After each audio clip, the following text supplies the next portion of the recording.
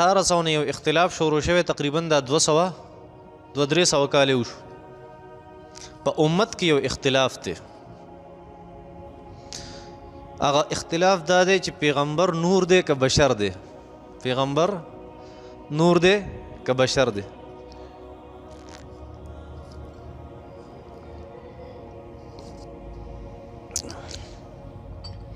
نو د یو مسلک عقیده دا ده چې پیغمبر صلی الله علیه وسلم هغه نور دی او دا هغه خبره و چې راپورته شوه د 1800 نه پس، یعنی په 1800 عیسوی کې دا خبر راپورته شوه چې پیغمبر نور دی که بشر دی. دې نه مخکې داسې خاص اختلاف چا نه دی کړی په دې خبره کې. نو یو مسلک والا دا خبره وکړه چې پیغمبر نور دی او د هغې سره ډېر دلایلو په دې باندې، او بل طرف ته یو بل مسلک هغه راپورته شو دا خبره وکړه چې پیغمبر بشر دی، یعنی انسان دی.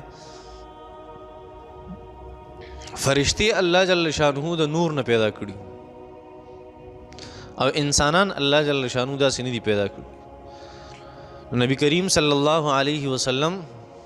یو فرقی وی چې دا بشر دی انسان دی، ایو وی چې نه دا نور دی او انسان دی خو د عام انسانانو نه مختلف دی. نو ما چې دې دواړو مسلکونو څونه مطالعه کړل زما په خیال په منځ کې هیڅ اختلاف نشته، هسې بې څه بس یو بل پسې نښتي دي پیغمبر نور دی که بشر دی، هیڅ اختلاف نشته منځ کې. چا چې دا خبر راپورته کړې ده که نه نو هسې د مسلمانانو د اختلاف جوړولو دپاره چې په مسلمان کې د افراتفري او انتشار پیدا شي، بس دا خبرې به هغه سړی کوي. دې کې څه خبره خو نشته پیغمبر نور دی پیغمبر بشر دی. زه پیغمبر نور نه دی بشر دی نو دا ټول مني، او چې دا یو فرقه دا وایي چې پیغمبر بشر دی خو د عامو انسانانو په شان نه دی، نو دا خو هر انسان دا خبره مني چې پیغمبر صلی الله علیه وسلم انسان دی خو د عام انسانانو په شان دی نه دی. الله ورته وحی کړی د پیغمبر دی. د پیغمبر چې کم صفات دي هغه د عام انسانانو ډېر مختلف دي. د پیغمبر چې کومې معجزې دي هغه د عام انسانانو سره نه بلکې د انبیاء کرامو سره هم هغه معجزې نشته، که نه داسې نه ده. د پیغمبر خو ځان له یو شان دی. نو اوس په دې کې د اختلاف څه خبره شوه؟ د سره د چا اختلاف نشته، هسې بس یو غلط فهمي ده او یو دوه ګروپونه جوړ شوي دي په بر صغیر پاک و هند کې چې یو وایي پیغمبر نور دی بل ورته څه وایي بشر دی. یو د هغې طرفه دلایل لولي او بل د هغې طرفه دلایل لولي، بل وایي دی ګمراه دی مونځ پسې نه کېږي او دی وایي دی ګمراه دی مونځ پسې نه کېږي. حالانکه چې د ټولو کتابونو مطالعه وکړي د یو کتاب نیم نه، مونږ کې غټ نقصان دی. دا مذهبي مسلکي اختلافات جوړیږي نو دا څوک جوړوي؟ خو هغه خلک یې جوړوي چې کم په مذهب او په مسلک په قرآن او په حدیث باندې پوهیږي، یعنی علماء کرام یا طلبه کرام. د قرآن او د حدیث چې کم طالب علمانی یا د هغې علماء کرامي د هغې د وجې اختلاف جوړیږي. د غټه مسله دا جوړیږي چې هر مسلک والا په خپل لایبرري کې خپل کتابونه ږدي د خپل مسلک، بس په هغې کې خو به خامخا د هغې مسلک دلایلي چرته دا سوچ چا نه دی کړی چې یاره ما دا خپل کتاب کتلی دی راشه دا هم وګوره، خو دې سره سره د دې بل مسلک چې کومه عقیده ده دا هم لږه سټډي که. کله چې دا ټول مسلکونه انسان وګوري او سټډي کړي او جوور سوچ وکړي په دې باندې، بیا سړي ته پته ولګي چې منځ کې هېڅ هم نشته. دا خلک بس هسې د مداري او کیل دی چې ورېږه صبر وکړه، اوس مارو نولې جنګومه اوسې جنګومه اوسې جنګومه او خپله دوی اخره کې هغه خرڅه کړي او مارو نولې د هغې هېڅ پته ونه لګي. دا داسې یو قصه ده. دا ښایي داسې خبرې خلک کوي، نه دا ناپویه خلک یي. ښه ناپویه ما ته پته ده چې د دې نه پس په زما دا بیان په فیسبوک باندې اپلوډ شي نو زما به سهلي خو یو طریقه خپله اپناوو او ډېر خلک د هغې سره موافقت کوي چې دا زموږ غلطي ده. حقیقت ته یم زه د چا په پارټۍ او د چا په مسلک څه کوم، او تاسو ته ما ویلي چې زما په مسلک باندې به تاسو د قیامته پورې پوه نه شئ چې دی د کم مسلک سړی دی. خو دومره خبره ده چې هغه انسان چې د هغه شوق د اختلافات وي چې زه دا اختلاف کوم او چا سره مناظره کوم دا کوم نه هغه له پکار دي چې جانبینو کتابونه دي وګوري چې هغې څومره کتابونه لیدلي هغه دې مکلاو کي او دی څومره کتابونه لیکلي دا دې مکلاو کي او د هغې نه پس دې فیصله وکړي لا اله الا الله محمد رسول الله زه ته قسم خورم په دې خبره باندې چې دې نه پس چې دی د ټولو څیزونو مطالعه وکړي دی به ښه په ارام کښېني چې یاره داسې فضول کار دی خو علم اینه او هر یو تخپل مولا په ذهن کې دا ورچولې ده چې پیغمبر نور دی او بل ورته بشر دی علم شته نه په منځ کې علم نشته نو بس اختلاف جوړ شي دی یو بل سره نو یو مسلک دا وي چې پیغمبر صلی الله علیه وسلم نور دی او بل مسلک څه وي چې پیغمبر صلی الله علیه وسلم بشر دی نو دې دواړو کې څه اختلاف نشته د دواړو تطبیقو کې ښه مزیدار تمامو انسانانو روحونه الله جل شانو د نور نه پیدا کړي او د تمامو جسمونه الله جل شانو د نور نه دي پیدا کړي انسانان هغه عنصري طور باندې ظاهري طور باندې هغه انسانان دي بشر دي او باطنی او روحاني طور باندې هغه ټول د نور نه جوړ دي الله جل شانو جوړ کړي څنګه احادیث مبارکو کې راځي او دغه نبی کریم صلی الله علیه وسلم یو حدیث دی اگر چې حدیث هغه سندی حیثیت د هغې درست نه دی د سند په لحاظ سره حدیث درست نه دی یا جابر اول ما خلق الله نور نبیک اے جابر رضی الله تعالی عنہ نبی علیہ السلام فرمایل اے جابر الله جل شانو اول ستا د پیغمبر نور پیدا کړو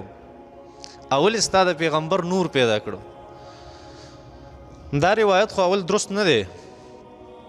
خو خیر مونږه په دلیل کې پیش کوو نو کم خلک چې وایي چې دا نور دی نو داسې قسمه روایات پیش کوي چې الله جل شانو ړومبی د نبي علیه صلات وسلام نور هغه پیدا کړی او دلته الله جل شانو فرمایي چې قد جاءکم من الله نور تاسو د الله د طرفه پیغمبر را لیږلی دی نور دی دا پیغمبر او داسې قسمه آیتونو ته ګوري او داسې قسمه احادیثو ته ګوري او یو بل یو لوی حدیث دی هغه دا چې احادیثو مبارکو کې راځي د نبي علیه صلات وسلام د جسم سوری نه د نبی کریم صلی الله علیه وسلم د جسم سوری نو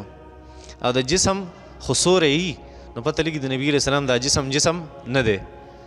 دا نور دی او د نور سوری هغه نه نو داسې مختلف قسمه روایات دي او دی غټ غټ دلایل دي او دا حدیث هم منګړت دی د دې مخکې د سند هیڅ پته نه لګي احادیث مبارکو کې شته امام ترمذي رحمت الله علیه په نوادر الاصول کې دا حدیث ذکر کړی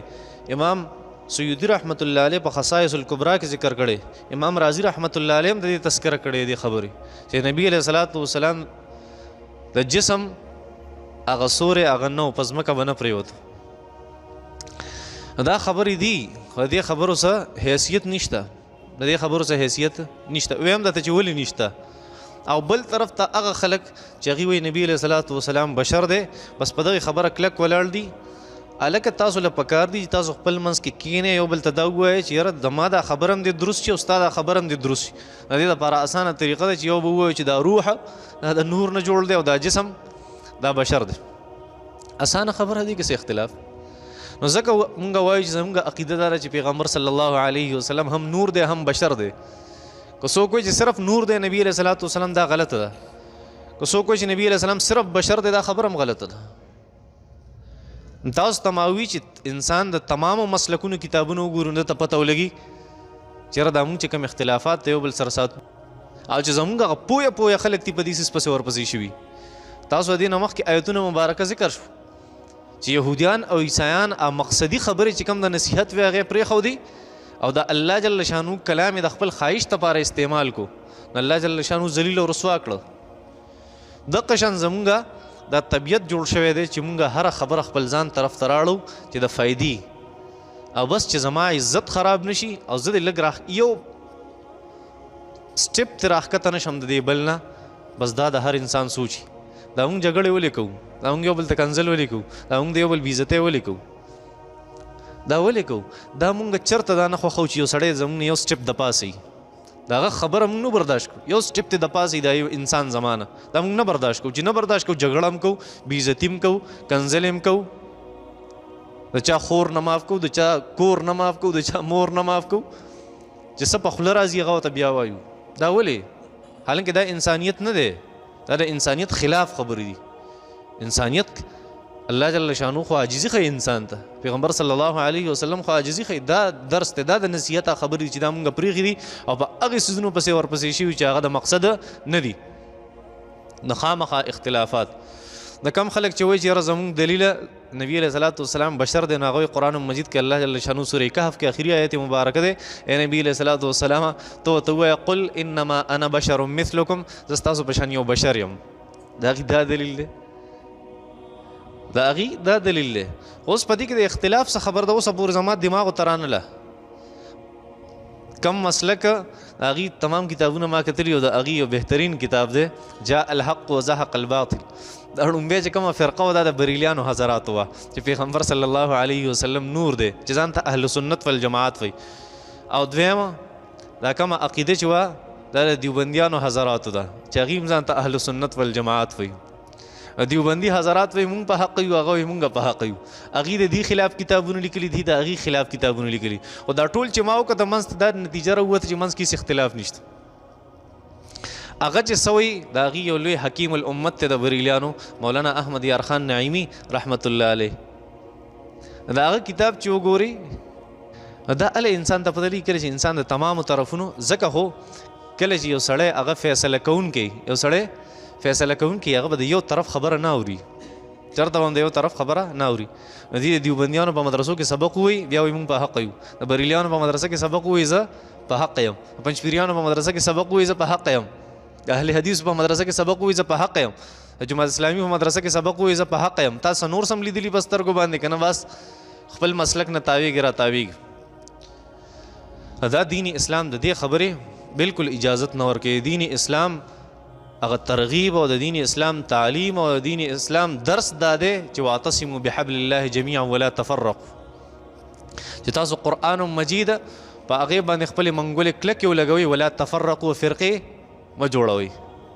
الله جل شانو نبی علیه صلات وسلام فرمای ان الذين فرقوا دینهم وكانوا شیعا لست منهم. ای پیغمبر کم خلق چې هغې دین ټوکړې ټوکړې کړی دی ته د هغې نه بیزاره یې، ستا د هغې سره هېڅ کار نشته. کم خلق چې دا مسلکونو د پاټو دا چرچی دي د هغې د دې هېڅ حیثیت نشته د قرآن په نظر کې،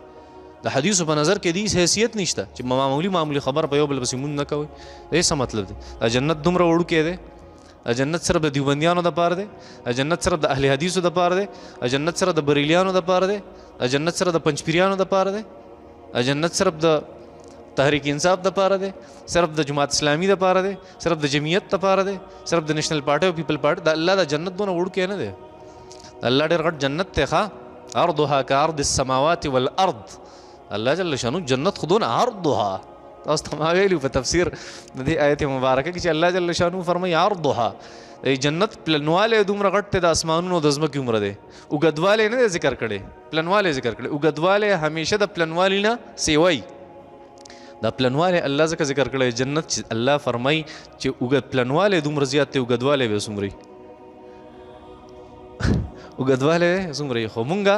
چرته هم دا نشو برداشت کولی چې یو سړی د زما د عقیدې خلاف وکړي، زه چرته هم دا نشم برداشت کولی چې زما کم مسلک ته څوک د هغې خلاف، زه چرته هم دا نشم برداشت کولی چې زما کومه سیاسي پارټي د هغې څوک خلاف وکړي. حالانکه دین اسلام د دې خبرو اجازت نه ورکوي. ستا یو اختلاف دی دا چا سره بالکل ټیک دی ستا اختلاف، هر انسان ته الله جل شانو د اختلاف هغه اختیار ورکړی دی. د هغې وجه ده چې هر انسان ته د اختلاف حق حاصل دی، چې د انسانانو ذهنونه مختلف دي. دا قرآن هم وایي، دا حدیث هم وایي، او دا لاجک هم وایي. څه ته چې موږ منطق وایو چې د انسانانو اذهان د یو بل نه مختلف دي، نو چې ذهنونه مختلف دي کله نو په دې کې به سوچونه مختلف وي، د دې نه چې کومه رایه راوځي هغه رایه به مختلفه وي. نو چې مختلفه د الله جل شانو فطرت داسې جوړ کړی دی، نو خامخا ته د خپل فطرت توجه او د خپل هغه سوچ توجه بل انسان د دین اسلام نه ولې خارجه. دا کومه طریقه ده؟ خو بس چې کله زمونږ دکانداري خرابېږي بیا موږ ته بل ته کافر هم وایو، بل ته ګمراه هم وایو، هر څه ورته وایو. ولې زما دکانداري خرابېږي؟ حالانکې دا طریقه درسته نه ده. اهل الكتاب قد جاءكم رسولنا يبين لكم كثيرا مما كنتم تخفون من الكتاب ويعفو عن كثير قد جاءكم من الله نور وكتاب مبين يهدي به الله من اتبع رضوانه سبل السلام ويخرجهم من الظلمات إلى النور بإذنه ويهديهم إلى صراط مستقيم. صدق الله العظيم. اللہ جل شانہ فرمائی یا اہل الکتاب، اے اہل کتابو، یہودیان و عیسیان یاد، یا اہل الکتاب اے اہل کتابو، قد جاءکم فتحقیق سر راغل تاستا رسولنا زمون پیغمبر صلی اللہ علیہ وسلم، دا پیغمبر یبین بیانی لکم تاستا کثیرا ډیر مما د هغه سنه کنتم چې وی تاسو تخفونا پټول بم من الکتاب د خپل کتابونو نه، ويعفو او تیریدو به دا پیغمبر او تیریږي دا پیغمبر عن کثیر د ډیرو خبرونه. قد جاءکم په تحقیق سر راغلی تاسو ته من الله د الله د طرفنا نور رڼا و کتاب مبین او وضاحت کوونکی کتاب، یهدی به الله، یهدی لار سمی به په دې قرآن سره، یهدی الله هدایت کوي به په دې وحی سره، الله الله من هغه څوک اتبع چې تابعداریو کی رضوانه د الله د رضامندې، سبل السلام سلامتیا والا لار، ويخرجهم او راوباسی دی لرا من الظلمات د تیارون الى النور رڼا طرف ته باذنه د الله په توفیق سره، ويهديهم او دی تخی الى صراط مستقیم نیغلاره، یا ويهديهم دی برابری الى صراط مستقیم سمی لارې ته. دا آیتونه مبارکه دې کې الله جل شانو فرمایي چې تاسو ته پیغمبر راغلی او دا پیغمبر نور دی، دا پیغمبر نور دی، او الله جل شانو تاسو ته یو واضح کتاب وضاحت کوونکی کتاب را لېږلی، او کومې خبرې چې تاسو پټولې هغه پیغمبر ښکاره کړي، او ډېرې خبرې داسې مې چې هغې پرېښودې. خو الله جل شانو کم سړی چې د الله په تابعدارۍ کې ولګي الله جل شانو هغه ته لارې سموي او د ګمراهۍ د تیارونو یې راوباسي او د ایمان په رڼا کې الله جل شانو دې داخلوي. نو الله جل شانو فرمایي یا اهل الکتاب، اے اهل کتابو، عیسیان او یهود یادې، قد جاءکم په تحقیق سره راغلی تاسو ته رسولنا زموږ پیغمبر، د پیغمبر ډیوټي داوا یبین لکم تاسو ته به وضاحت کوي کثیرا د ډیرو هغې خبرو مما د هغې سنه کنتم تخفون من الکتاب چې وایي تاسو چې د کتاب د تورات او د انجیل نه ممسه پټول هغه پیغمبر واضح کړه، ویعفو خو ډېرې خبرې داسې وي چې پیغمبر په هغې باندې تیر شو، مطلب دا دی ستاسو د نه بې عزته کولو دپاره پیغمبر هغه راوي نستی. نو یبینو دا پیغمبر بیانوي لکم تاسو ته کثیرا ډېرې هغه خبرې مما د هغه څه نه کنتم چې وایي تاسو تخفونه پټولې به من الکتاب د تورات او د انجیل نه، ویعفو او دا پیغمبر تیریږي عن کثیر د ډېرو خبرو نه، یعنې ډېرې خبرې هغه معاف کوي نه بیانوي، هغه د دې لپاره چې ستاسو بې عزتي ده پکې ای یهودیانو عیسیانو که الله نبي علیه صلات وسلام هغه خبرې ښکاره کړي. قد جاءکم من الله په تحقیق سره راغلی تاسو ته د الله د طرف نه، من الله د الله د جانب نه، د الله د طرف نه، نور رڼا و کتاب مبین او وضاحت کوونکی کتاب یعنی قرآن. قد جاءکم من الله نور، د الله جل شانو د طرف نه تاسو ته نور راغلی چې هغه نبي علیه السلام نه، د الله د طرف نه تاسو ته نور راغلی چې هغه څوک دی پیغمبر صلی الله علیه وسلم، او کتاب مبین او وضاحت کوونکی کتاب یعنی قرآن مجید. بیا الله جل شانو فرمایي یهدی به الله، الله جل شانو ہدایت کوي پدې پیغمبر او پدې کتاب سره، یعنی دی په ذریعہ پیغمبر او دا قرآن دا الله ذرائع د هدایت را لګلی، یهدی الله هدایت کوي به دی په ذریعہ سره من هغه چاته اتبع رضوانا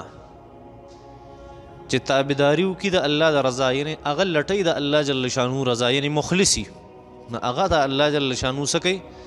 سمای وته الله جل شانو څه سبل السلام د سلامتیا اغلار یعنی جنت والا چې کومه لار ده کامیابی والا چې کومه لار ده ويخرجهم من الظلمات الى النور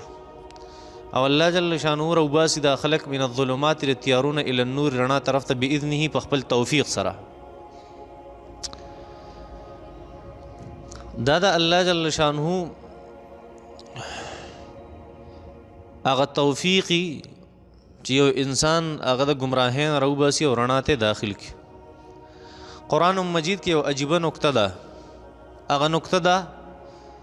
چې چرتم الله جل شانه د تیارې بحث کوي نو ظلمات ذکر کوي ظلمات جمع لفظ دی جمع ډېرې تیارې او چې کله د رڼا بحث کوي نو یو ذکر کوي النور په قرآن کې چرتم الانوار ټکی نه دی راغلی د نور جمع نه راغلی د ظلمتون جمع ظلمات راغلی نو چې تیاری نو هغه ډېرې ذکر کوي او چې رڼا نو یوې ذکر کوي څه مطلب دی په ټول قرآن کې مطلب د دې دا دی چې د ګمراهۍ لارې ډېرې او د حق لاره یوی ګمراهۍ لارې ډېرې او د حق لاره یوی نو الظلمات د ګمراهۍ تیارې الی النور د هدایت رڼا ته چې هغه یوه رڼا ده بله نشته ځکه علما کرام فرمایي زمونږ فقهای کرام چې حق په موضع د خلاف کې هغه واحدي مطلب دا دی چې په یو څیز کې کله خلاف راشي نو په هغې کې به حقه یوه خبرې خلاف کم چې یقینیات دي که نه یقیني خبرې دي نو په هغې کې چې کله اختلاف راشي په یقیني خبرو کې چې کله اختلاف راشي دا نور خبرې نه یادوم چې کم د امامانو اختلاف ته وغیره ځکه د هغې چې کم اختلاف ته هغه یا په ظن په ګمان باندې مبني دی یا په ظن غالب باندې مبني دی ځکه اجتهادات یو آیت نه دی یو مطلب ولي او دی ته بل مطلب ولي دام کیدی شي او دام کیدی شي یقیني خو نه ده د چا خبره په دې دواړو کې یقیني شته نه ده نو دا هغه خبره نه کوم هغې کې خو د یو نه زیات هم حقونه کیدی شي خو دا په یقینیاتو کې دا خبره ده حقایق چې څه دي چې کومه خبره یقیني ده نو په هغې کې چې کله خلاف راشي نو بیا به حق لاره سي به یوی نو خبره مې دا ذکر کوله چې الله جل شانو فرمایي ویخرجهم الله دی وباسي من الظلمات د تیارو د ګمراهۍ د تیارونه الی النور د هدایت رڼا طرف ته باذنه په خپل توفیق سره دا الله جل شانو په توفیق کې ويهديهم الى صراط مستقیم او الله جل شانو د خلکو ته سم لار برابري الله جل شانو فرمایي قد جاءكم من الله ته الله جل شانو د طرف نه راغلی دی نور رڼا چې نبی کریم صلی الله علیه وسلم دی چې هغه رڼا د هدایت ته رڼا د هدایت ته کتاب مبین او وضاحت کوونکی کتاب د یهدی به الله من اتبع رضوانه څوک د الله پر رضا پسې ولګي الله جل شانو سمای په دې کتاب سره او په دې پیغمبر سره سبل السلام د سلامتیا لار چې کومه د جنت لار ده ويخرجهم الله خلق روباسي من الظلمات د ګمراهۍ د تیارونه الی النور رڼا طرف ته چې د هدایت رڼا د باذنه په خپل توفیق سره ويهديهم الى صراط مستقیم والله جل شانو د خلکو د لار برابرې ښه وصلی الله تعالی علی خیر خلق